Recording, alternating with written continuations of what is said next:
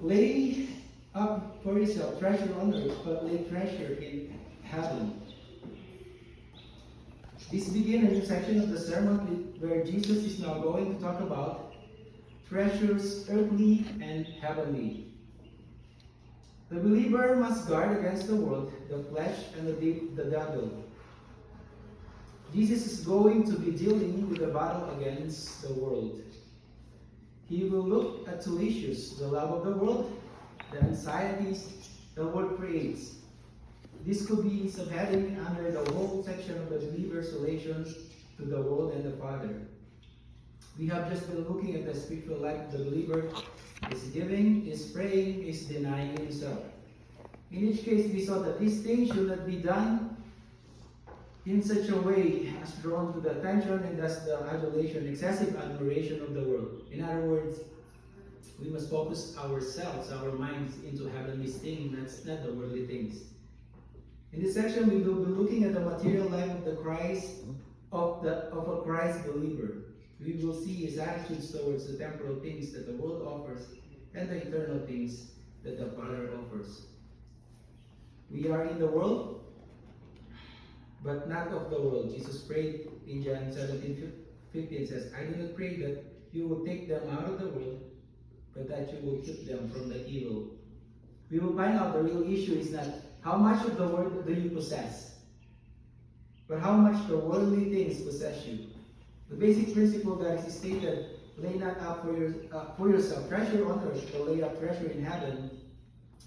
The rest is all the reason of the rational principle. As the Lord, you could just lay out the command, and that is no question, no argument. But as a friend, He gave us the reason for the order. So the reason is moth, rust, decay, and thieves can steal your earthly treasure. We had a hailstorm 2 weeks ago, and it destroyed lots of properties, including me as well. So my house, cars, properties, it was devastated. Even gardens, even plant gardens. Which is these things most of the time consume our times and effort. Most of the time we do this thing first before the heavenly stuff, which is praying, which is giving to the Lord time, which is helping others in need. Yeah. But instead, we focus on this stuff. At the end of the day, we realize that this is all useless and is vanity. And we realize that all things on earth is temporal. Nothing is permanent in here on earth. And continue. Moth and rust can decay. Thief can steal your earthly treasure. Love not the world, neither the things that are in the world. If any man love the world, the love of the Father is not in him. For all that is in the world, the lust of the flesh and the lust of the eyes and the pride of the life, is not of the Father, but is in the world. And the world passeth away, and the lust thereof, but he that does the will of God abideth forever. James says, Go now, rich man, weep and howl for your miseries that shall come upon you.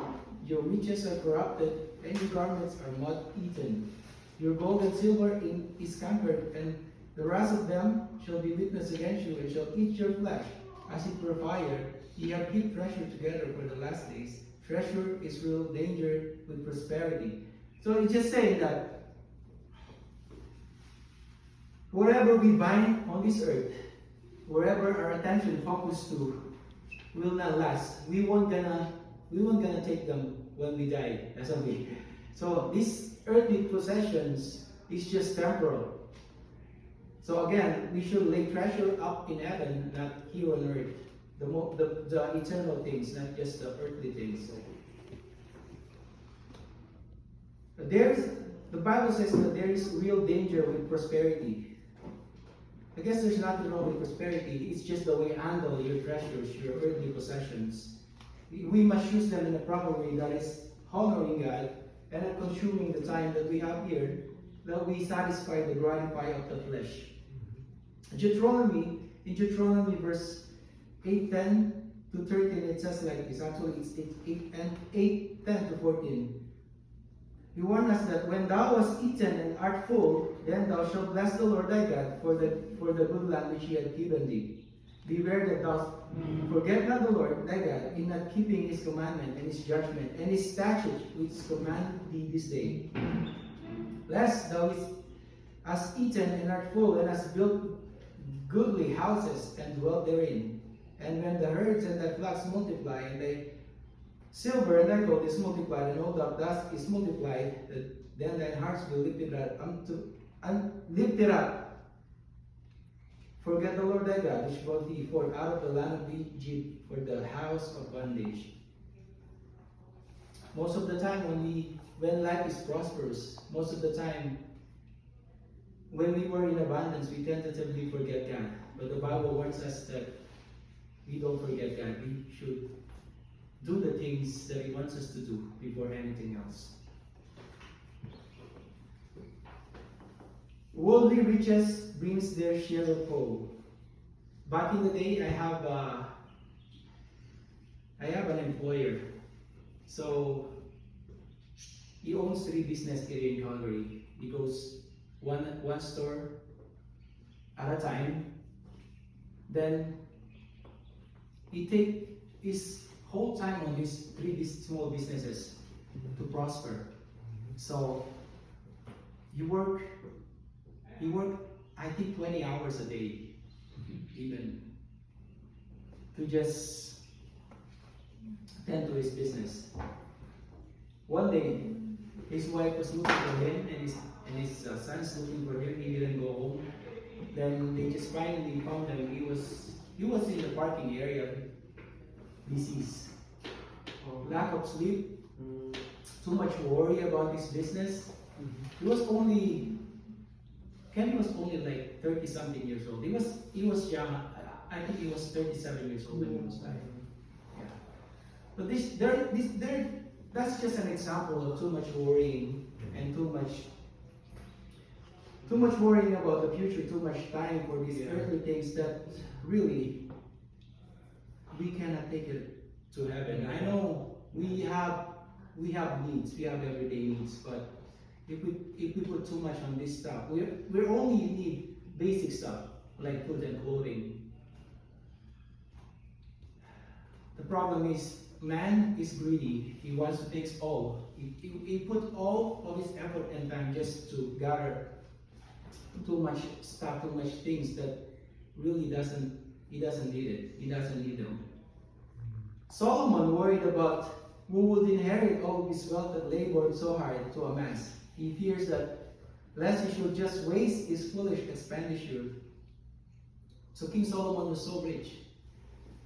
Back then, he had 700 wives and 300 concubines, and he had all the wealth that you can ever imagine. But this wealth, this prosperity never really satisfies his flesh.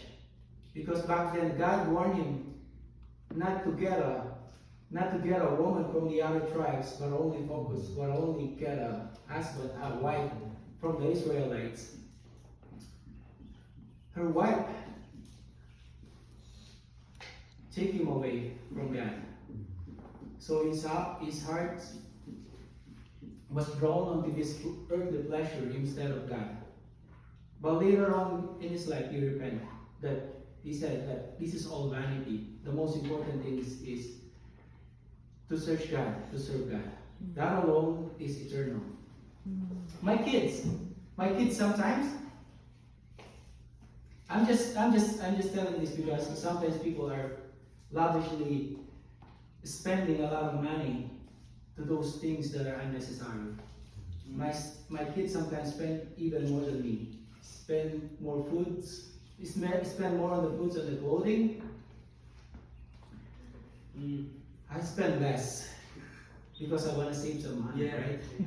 That they will have to spend. Yeah. So you can see the idea, right? These all things, of course, is vanity, is useless.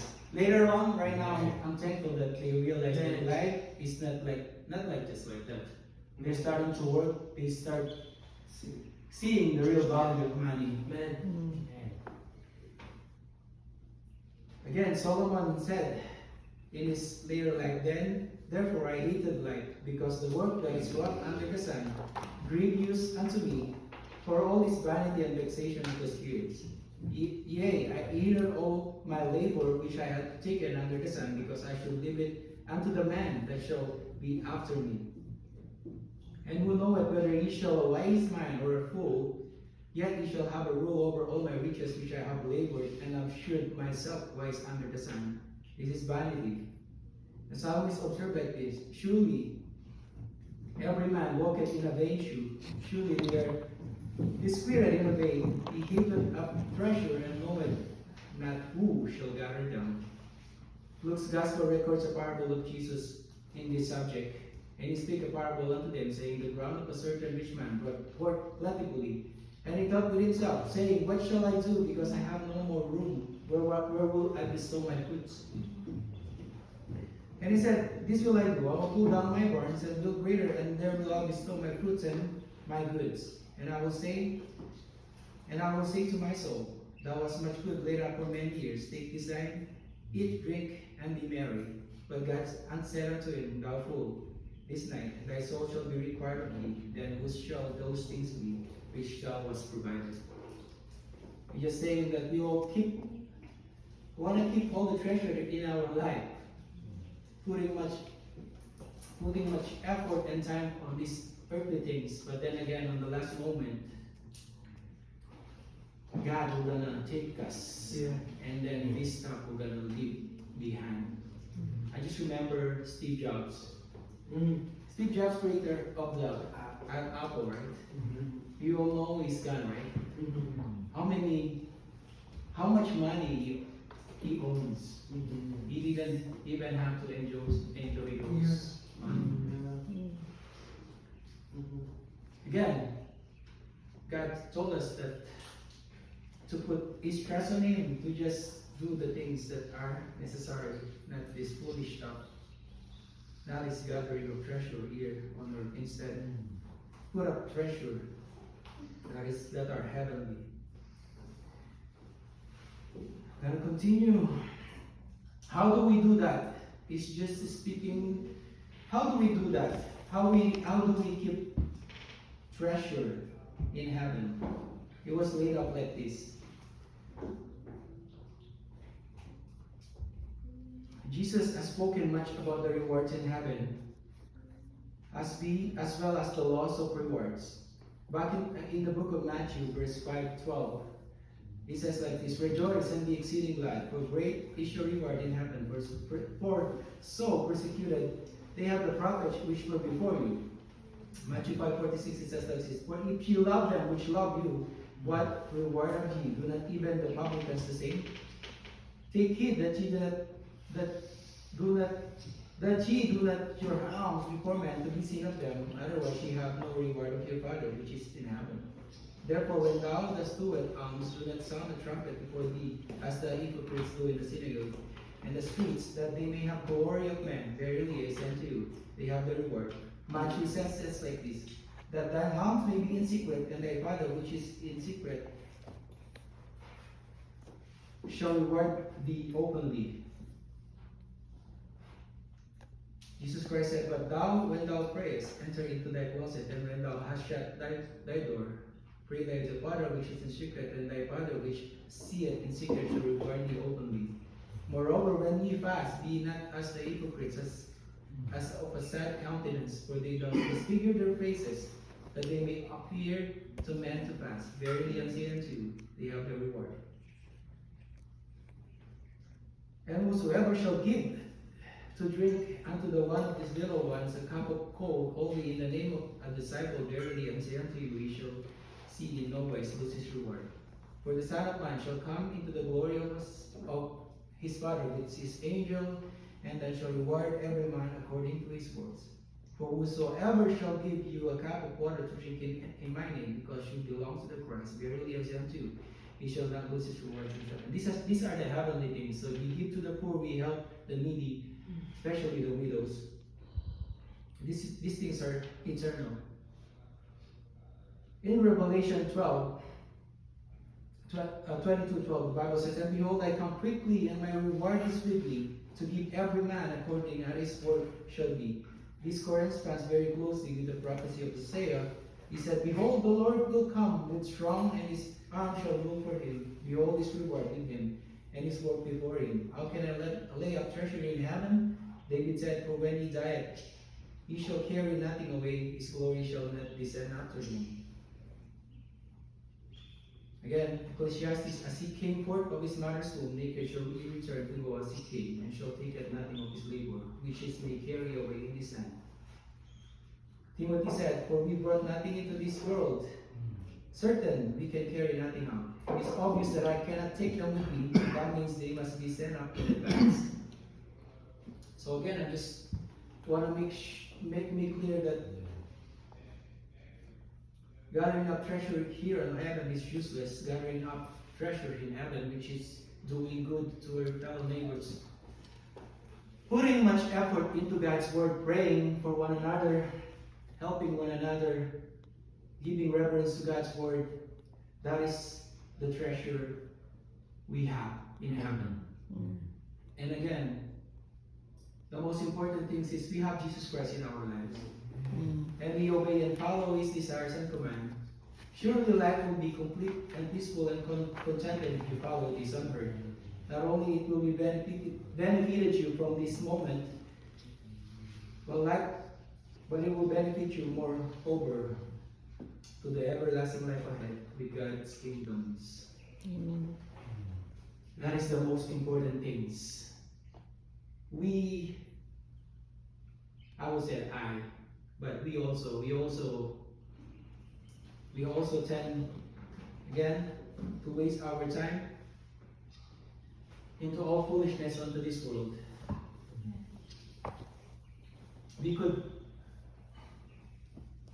could buy all we want. We can spend all this money on this earthly pleasure. I can't imagine my sons actually spending too much money on their games, on their play console. I grew up, I'm turning 41 years old right now. I never played those games. I tried to, but I really never enjoyed them because I have much more focus than the things ahead, not the things that are eternal, not those things that will just wasted my time. But I guess they don't understand it right now. That's why I'm preaching this word, not only to you guys but also to them. Amen. But again, I'm gonna just remind you that the most important thing is that Jesus Christ on the cross for our sins, that He was coming back again, that we will gather the people, the believer of Jesus Christ, to commune with Him once again in heaven after this life. We only have one life here on earth. We're gonna have a second life. That is the life of the Spirit, the life with God. And if we don't choose Jesus Christ as our Lord and personal Savior, we're gonna spend our eternity in hell. I'm praying that you open your hearts unto Him. You open your hearts unto Him. You believe Him as your Lord and personal Savior. That you obey Him from this day forward. For those who don't believe Him yet, I pray that believe Him in your heart and in your mind. That's the most important thing. Life is fleeting. Life is so short. We all gonna die. Nothing is, again I said, nothing is permanent into this earth.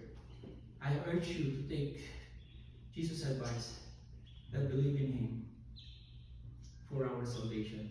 Only Him can take us into eternity, not anyone else, not our good works. Our good works is important, but the most important thing is we follow Jesus Christ and believe in Him. That He raised from the dead. After 3 days He rose from the dead, and now He's in heaven, interceding for us. He will come back again to judge the living and the dead. He loves you. He wants you to believe in Him. But we must repent from our sins. We are all sinners. The Bible says that there is none righteous, no, not one. We should take His advice. believe in Him. Amen? Amen. Amen.